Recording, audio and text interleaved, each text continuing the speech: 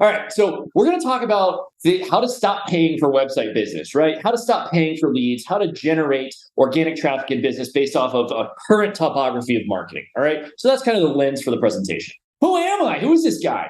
So I went to elementary school, middle school, high school with Deborah. That's actually how we met freshman year. Front Range Community College, and then CU Boulder briefly before they asked me to leave. I ended up going to 6 other universities, wrote a book on search engine optimization. I've started 5 now, actually 6 tech companies, Air Force combat vet, blah, blah, blah. I love, there's a space there I need to get rid of.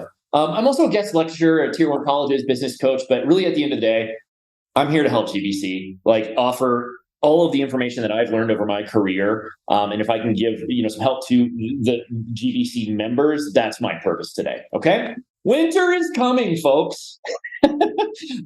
So I had the privilege of being asked to go spend a little bit of time at the Google data center's headquarters in Arizona. It was a very secure facility where we were able to discuss kind of think tank items around the algorithm and the marketing space in general. And so the Google algorithm is getting tighter and tighter and tighter and tighter, meaning the requirements for your site to index and show on page 1 and page 2 for those top ranked, highly sought after spots is getting harder and harder. As of 14 hours ago, 56% of all websites worldwide are failing the current Google algorithm, meaning that we would guess that about half of the Good Business Colorado members probably have websites that are not meeting the algorithm. So I'm going to talk a little bit about that. And then once we actually start to meet the algorithm, what you start to see is organic traffic and ranking and leads and business coming in and not having to shove quarters in a slot machine for paid leads on an advertisement, essentially tricking somebody into clicking on it to come to your site. Okay.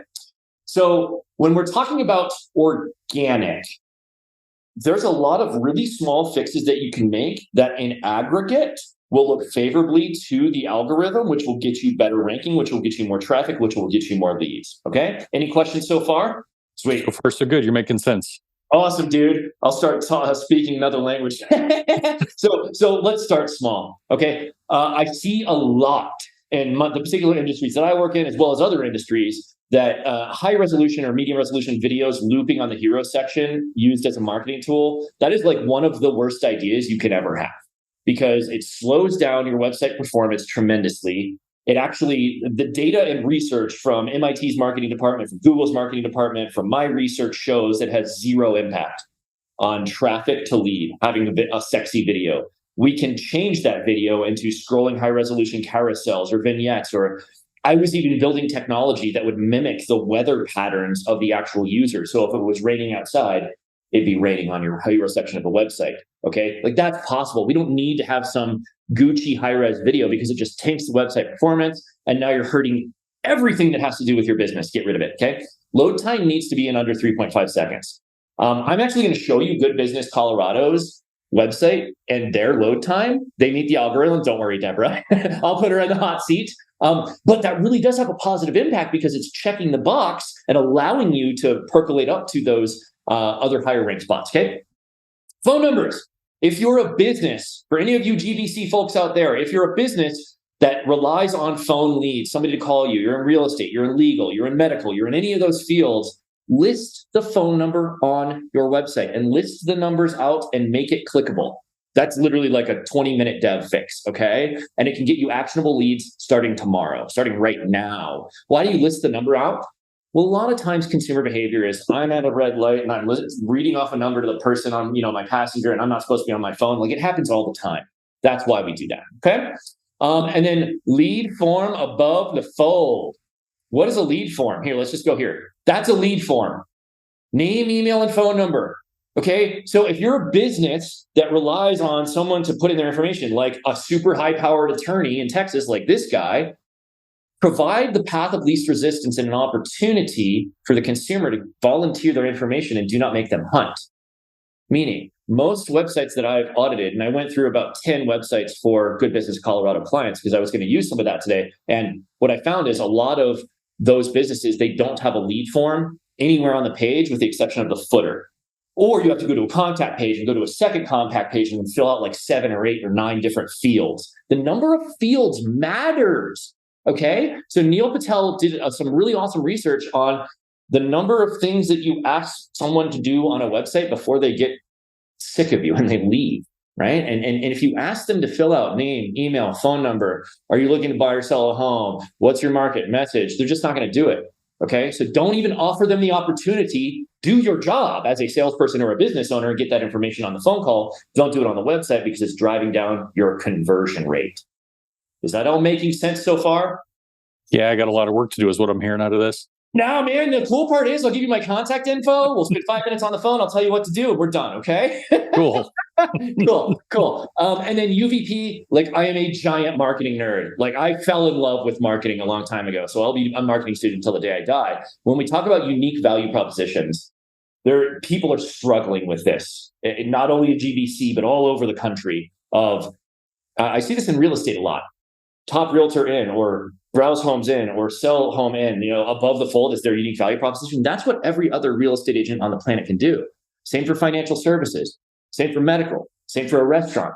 How are you different? So if you don't actually have something that's truly unique on your website, you can reach out and I can help you formulate that UVP. My mentor is the former chief of staff at Starbucks, and we go through these exercises all the time. Okay. She probably wants to kill me at this point. So boom, notice lead form. Notice the phone number listed. Notice the strong UVP and call to action. No consultations, or free consultations, no fee guarantee, right? Whether you've been injured or arrested, contact us immediately, name, email, phone number.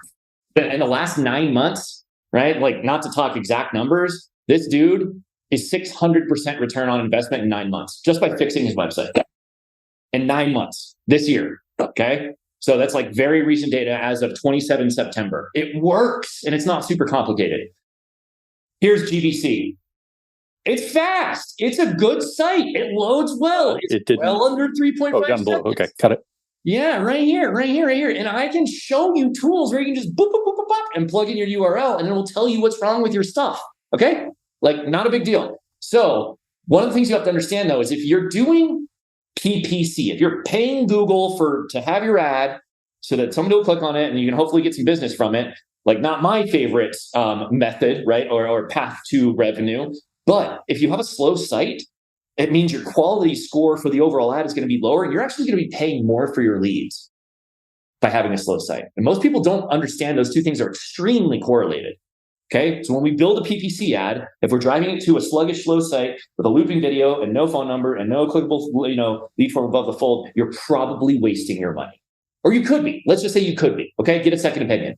Okay. And I know you're going to hear a lot about artificial intelligence. It's all the buzz, right? And AI is great. AI is not a silver bullet. Okay. So when you go into these conversations or these lectures about AI and use this tool and use this tool and use this tool, I was a beta tester for ChatGPT-J. So I've been using ChatGPT and these AI tools for years and years now. This is old news to me. You got to be really careful because there's reverse indexing tools, and there are platforms today that you can pay for that will detect with 99% accuracy, detecting AI content. Okay. So you never just use AI content right out of the box and slap it on a website. That's like one of the worst things you can do. Why? Because every other consumer on the planet who puts in the exact same prompt gets that exact same copy. And if they throw it on their website, well, now we have ourselves a real problem because you are not allowed to copy paste content from another site and just slap it on your site. Like going to Wikipedia and looking up an article for a blog post for SEO and throwing it on your site, that gets you in big trouble these days with the Google algorithm, and it can hurt your entire business. And I've seen it happen. So what I do is kind of a workaround. It's a retooling process. I still use AI. I have 7 different AI platforms I use every single day. Okay. What I do is I include a human in the loop at every single turn. Meaning, okay, and when we talk search engine optimization, it used to be, oh yeah, I do blogs. No. Okay, we do blogs, we do video blogs, we can transcribe the blogs into audio files and we put them on Spotify. We're doing interlinking and backlinking. We're doing press releases and propagation. We're creating SEO power pages. We're doing syndication. Like there's a lot that goes into that. So we use AI to help us do each one of those things, but there's always a human in the loop. Meaning, let's say, for instance, I was going to publish a 1,400 word community page for one of somebody that's doing SEO. Okay. And I would select the imagery and we would optimize the copy. But then I've got a master's level content writer who will then go look and retool that language. Okay. Because you're the experts in your market. You know your business better. So what you do is you take that AI content and you have a professional writer or yourself if you're a good writer. I write like a fourth grader, so I'm not. and have somebody retool that, spruce it up, make it funny, make it germane to that specific location in your business. Then you send it to the SEO team for optimization and link structure and imagery and optimization. And then you post it to the site, make it part of your site map. Now, if I'm speaking Greek to you, you don't have to do any of that. That's what you pay other people for, okay? that's just the overall strategy of when we're using AI. We don't ever just take AI, plug to site, we're good to go. Like that's going to hurt everybody involved, okay? So then what I'm going to do is pivot down to SEO best practices. I'm going to give you my contact info, and then we'll open it up for the next 6 minutes for questions. So SEO is awesome because it lets you generate business, traffic, and leads while putting downward pressure on my competition. Okay, one of the reasons I like marketing is that I get to bury my competition. Okay, I'm an aggressive guy. You may not see him, but I get to play military in the digital space. And the fact that when I'm doing SEO, not only am I getting clients, extra traffic, extra leads, extra money, they're very happy, but I'm also pushing all of the competition off of page one so that I can dominate those spots with my other pages or links or hyperlinks or whatever. Does that make sense? Okay, so you're kind of getting the best of both worlds. Now, the paid environment, I know a lot of people in GBC do pay per click, paid PPC, Google Ads, whatever you want to call it. That's okay. I just caution everybody to, if you rely on PPC for your long-term revenue business model, that's scary. Because there's 3 major volatility factors when it comes to PPC. And I know this because I spent time at the Google building where they build this stuff, right? And the cost per lead fluctuates greatly. So it's not that big of a deal, but like when a CPL cost per lead goes from $28 to $58 overnight, well, that affects our entire business model, right? Especially if we're getting 1,000 or 2,000 leads a month, which I have clients that are doing that. So that's one. Quantity of leads. Well, there are some months that will get 12 leads and others that will get 60. Same exact client, same exact budget, same exact website. The market shifts. We go into slowdowns. Interest rates go up. It's just part of the beast. Whereas if you're getting organic, you don't have to worry about that. It's a steady flow, almost indefinitely, right? And the cost per lead is reliable because we know what the corollary data point is. Okay. And then the last volatility factor is quality. And this is the one that really rubs me raw because the consumer experience, when somebody clicks on an advertisement and then they're forced to give their information, that's a very different engagement from the business owner or the salesperson than if somebody found your website on their own search behavior, came to your website, read it, trusts your value proposition, puts their information in your lead form, and is raising their hand asking for help. The conversion rates, and when we talk cash conversion cycle, how soon can we turn that lead into a piece of business? Research shows is about 300% faster with organic. That's why you're able to see things like this. A 600% ROI in 9 months. You can't do that with PPC. It's just not possible. So one of the things I want you to say is just look at your business. Look at your business and look at where your marketing spend is going. And if it's all PPC and no organic and no social and no terrestrial and none of that, maybe we need to modify the mix. And that's the beautiful part. We can test all this stuff out. We can change it every week, every month. You don't have to just do something and stick with it for a year, okay? Content tempo, I'm not even going to talk about all that kind of stuff, but here's my contact info for me, okay? I want to end this with, I'm a friend of devs and GBCs, so like seriously, I'm here to help. If you have questions, just quickly, just send me a Facebook message, shoot me an email, and I'll get back to you when I have time, okay? Usually that's within 72 to 96 hours. This is my personal contact. That's my cell phone. Please text before you call, otherwise I'm not going to pick up. Hit me up on Facebook or LinkedIn. That's my LinkedIn profile, and this is my future cult leader. I'm sorry, Facebook profile pic. So you can find me because I've been told that I'm hard to find on Facebook. So that's my TED Talk. What questions do we have, Sam?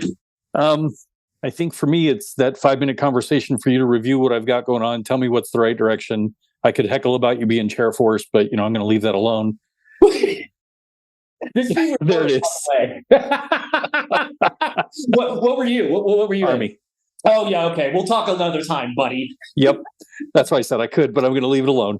Cool. So yeah, I'll give the time over to Carolyn Usman. Okay, cool. Carolyn Usman, can I help you with any questions? Did you run the GBC site through a specific, is there a site that you know of that will do a quick analysis of where we're failing, or is that your proprietary stuff? I do have lots of proprietary stuff, but no, there's two public access tools, but you kind of need to know how to read the tools so you don't like freak yourself out and go do something wrong. So that being the case, send me a really quick email, send me the URL, and then I will respond with contextual information. And if we need to hop on a quick call, we can. Okay. Okay. Any other I questions? have a quick question. I came What's in up? late too, and I'm loving the content already. What I wanted to touch base on is I think I saw it on one of the slides in terms of social media promos and ads. Mhm. What are your thoughts about it? I don't know if I missed it because a lot of businesses I know use it, and I've used it for our organization as well. So what's the exact question? Like, do you just want to know what my perspective on it, or? Yeah, perspective in terms of how often so businesses use it, and should businesses rely heavily on social media marketing in terms of ads or using it for promos? Got it. Got it. Okay, check. So the answer, it depends. It depends on the industry and your competitive environment. Meaning, if we are in, let's say we're selling cheeseburgers, well, yeah, social is going to be important, probably on the three major platform channels. And then I can help you build a actual social media content calendar with the different types of topics based off of what consumers are actually looking for, not just what some marketer cooked up, right? So yes is the answer. How much and how often is contingent upon those other two variables that I mentioned.